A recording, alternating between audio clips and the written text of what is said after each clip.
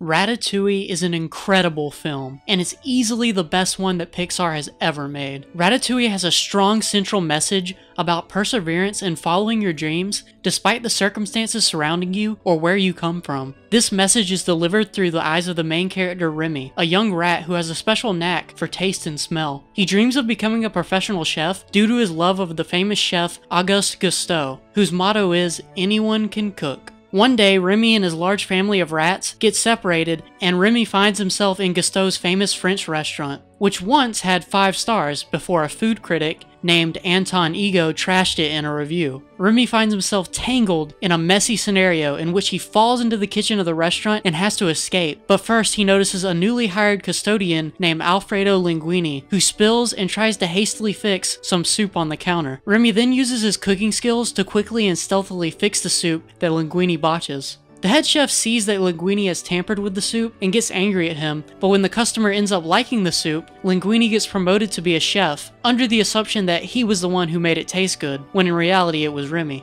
Linguini then soon properly meets and makes a partnership with Remy, and they form a bond where Remy controls Linguini's body by pulling his hair and cooks for him. Through this partnership that they share, Remy is able to sort of live out his dream of finally becoming a professional cook. The story of the film is mostly told through the eyes of Remy, as he works hard at achieving his dream. Remy is a generally optimistic character who tries not to let his inherent setbacks hold him back from what he wants to do in life. He faces many challenges in achieving his goal, the first being his giant family of rats who don't want him to interact with humans or be a cook at all. His father in particular holds resentment towards human beings for how they try to attack and kill his species, and so he wants to protect Remy by keeping him in the rat family and staying away from humans. This resentment is clearly well deserved, and his father has his heart in the right place, but is ultimately being closed-minded and unfair to his son's desires. Remy becomes tempted by his family at certain points in the narrative to give up cooking and go back to his old way of life, living with the normal rats, especially when him and Linguini have a falling out at one point in the story during the final act. But ultimately, he doesn't let his family hold him back, and they eventually become convinced that they were wrong about humans, and they try to help him achieve his dream. One of the most powerful scenes in the film is when Remy's dad tries to convince Remy to give up his life as a chef by showing him a store filled with products designed to kill rats. Remy sees this storefront and is clearly terrified and disgusted, but holds on to his hope that he can change the way society views him and accept him. He's able to hold on to this hope largely because of his partnership with Linguini. Linguini is a character who is fairly down on his luck towards the beginning of the film. It's stated that he's lost a ton of previous jobs and that he's trying hard to keep this job at Gusteau's restaurant to stay out of trouble in life. Linguini represents the lost young adult type of character. He's not sure what he wants to do exactly, and he's just trying to make his way through the world in whatever way he knows how.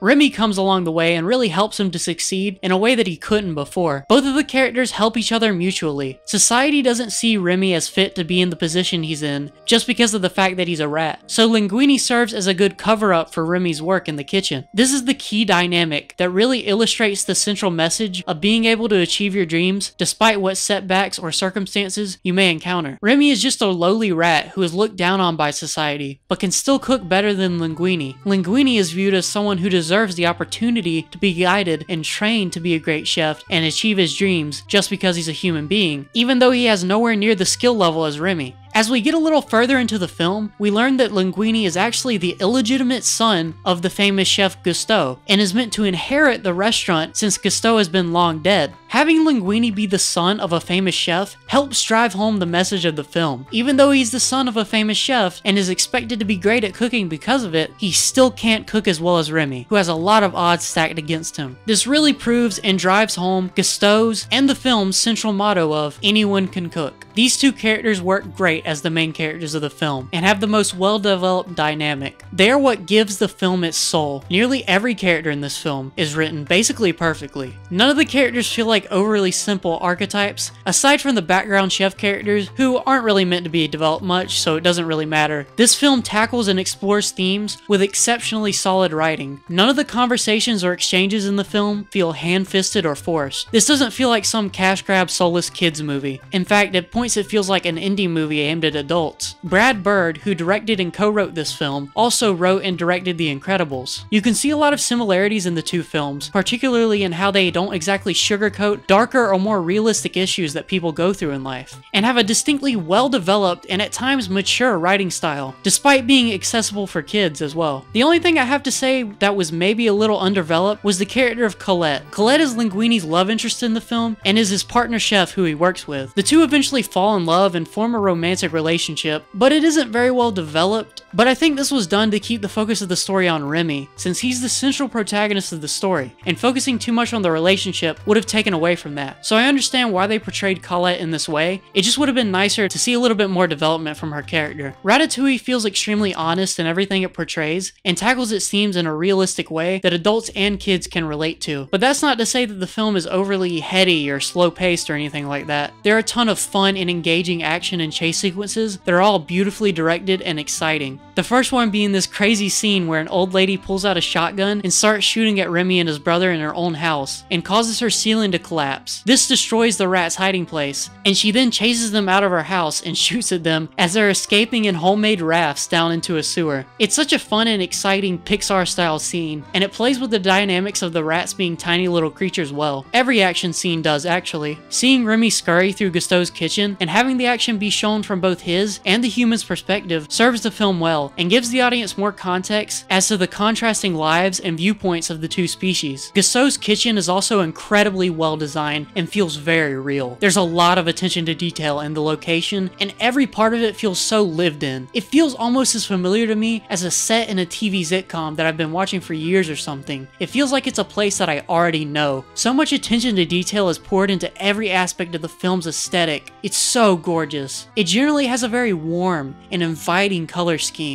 France is portrayed as an inviting and beautiful, comfy place. Shots of the cityscapes from atop roofs are beautiful. A lot of care was put into making every part of this film's setting feel real, and having every interaction within that setting feel engaging and exciting. A lot of Pixar staff working on this film actually went to France to get a sense for the location and atmosphere, and you can really feel that poured into every aspect of the film. There's so much love and care into every visual detail. The soundtrack is also incredible. It was composed by Michael Giacchino, who did the soundtrack for The Incredibles as well. Every piece of music fits every scene perfectly and sets the tone. Every detail about this film's aesthetic and narrative come together to form an incredible experience. But I've yet to talk about the best part of it all, which is the ending of the film. You see, there's one very important character who I've only mentioned briefly once at the beginning of this video. His name is Anton Ego, the harsh food critic who trashed the food at Gusteau's restaurant and caused it to lose stars. He doesn't play a role in the story until the very end, where he hears that Gusteau's has gotten popular again due to the quality in the food suddenly increasing. Little does he know that Remy the rat is the reason for all this. He decides to go back to Gusteau's and try their food again to write another review on the place now that it's quote-unquote improved. He comes into the restaurant with a cynical attitude, but is ultimately left speechless at the ratatouille dish he has served that Remy makes. Once Ego tries the food, all of his negative criticism fades away, and he's only wanting to know who the chef is who made the food. Linguini and Colette agree to show him, but only after all the other customers in the restaurants have left, since Remy is a rat and he's the one who made the food. Once he sees that Remy is the one who made the dish, he immediately leaves, and his review of Gusteau's comes out the next day. And the scene where he monologues his review is the best scene in the film by far, and it perfectly highlights and explains the message and the themes of the film while seemingly providing a more nuanced look at them. You see, initially Ego hates Gusteau's notion of everyone being able to cook. He is stuck in his preconceived notion of what a chef and what cooking can be, but through being challenged by Remy and Linguini and opening his mind up, he discovers that he was wrong and that different perspectives and experiences are needed for growth in life. And he even adopts his own more critical version of Gusteau's motto as he utters the best line in the entire film,